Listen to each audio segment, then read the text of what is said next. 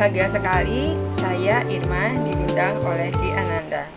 Terima kasih Ki Ananda atas undangannya. Dalam kesempatan ini saya akan sharing mengenai salah bukan masalah. Sebagai awal saya akan mengutip Dhammapada Balawaga. Orang bodoh yang menyadari kebodohannya sendiri sesungguhnya adalah orang yang bijaksana. Sedangkan orang bodoh yang sombong dan menganggap dirinya bijaksana adalah orang yang sungguh-sungguh bodoh. Menjadi bijaksana itu sangatlah sulit. Karena seperti hal yang tadi saya bilang, salah bukan masalah. Itu apa ya? Orang bijaksana sebenarnya telah mengalami begitu banyak hal, termasuk hal yang tidak baik, termasuk kesalahan yang mungkin beratus-ratus kali dia lakukan.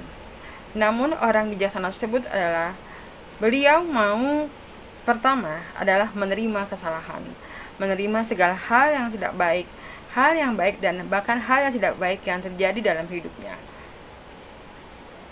Dulu saya juga merasa tidak adil. Kenapa begitu banyak hal yang tidak baik, begitu banyak kesalahan, begitu banyak kendala-kendala yang terjadi dalam hidup saya. Lalu kemudian saya baru belajar menerima. Belajar menerima kesalahan, menerima masalah bukanlah hal yang mudah, karena dibutuhkan hati yang besar, pikiran yang terbuka, sehingga baru dapat menerima. Lantas bagaimana cara menerima kesalahan, bahkan masalah, bahkan penyesalan, bahkan hal yang tidak baik sekalipun yang terjadi dan datang dalam hidup kita? Sebenarnya kita sudah banyak diajarkan dalam Buddha Dhamma bahwa hidup ini adalah duka, adalah tidak kekal, adalah anicca, adalah tidak pasti.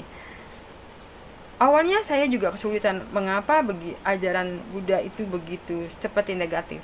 Namun setelah saya pahami, saya coba belajar dari hal yang terjadi dalam hidup saya, oh ternyata seperti ini loh.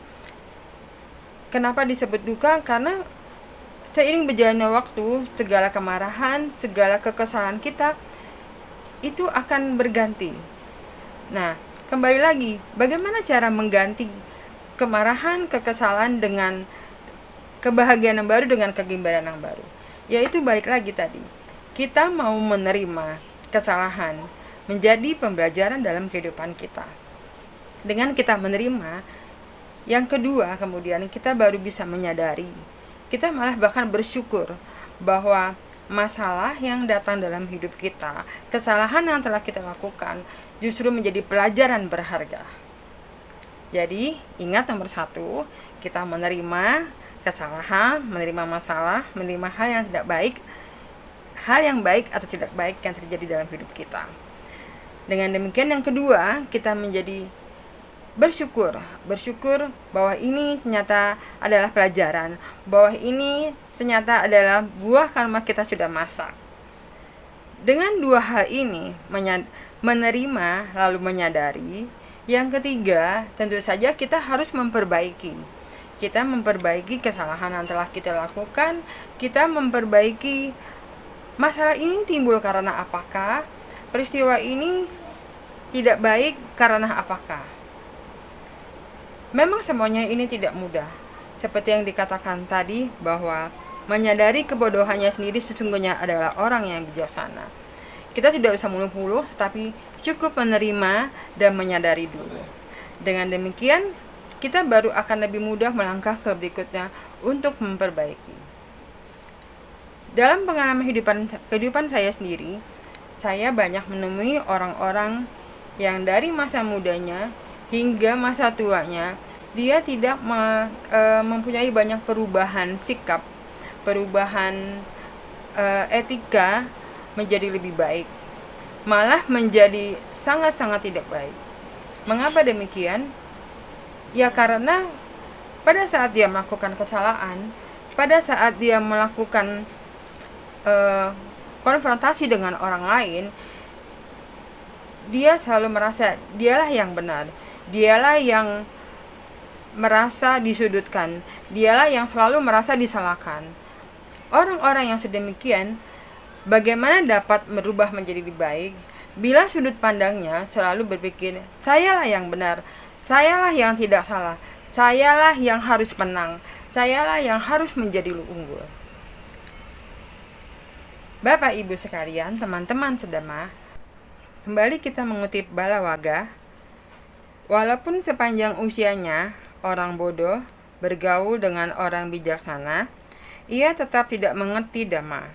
Seperti sendok sayur yang tidak dapat mencicipi cita rasa makanan di dalam pancing.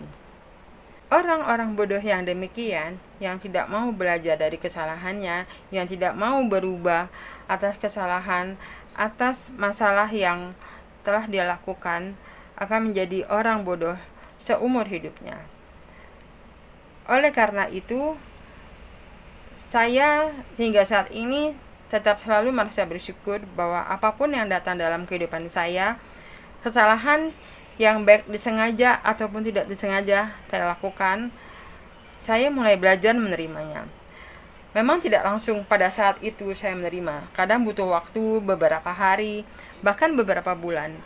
Namun demikian, saya belajar menerima kesalahan saya tersebut, saya belajar menerima masalah-masalah yang ada, sehingga saya dapat melakukan langkah selanjutnya, yaitu memperbaiki. Dengan demikian, dalam kehidupan kita akan terus maju selangkah demi selangkah. Kita tidak akan terus merasa menyesal atau terus-menerus trauma dengan hal-hal atau penyesalan atas kesalahan yang kita lakukan di masa lalu. Sebagai murid Buddha, kita tahu bahwa hanya diri sendirilah kita dapat merasa bahagia, merasa menderita, merasa kaya, merasa miskin. Dengan demikian, salah bukan masalah, adalah kembali ke dalam diri kita. Apakah kita menerima salah itu sebagai masalah?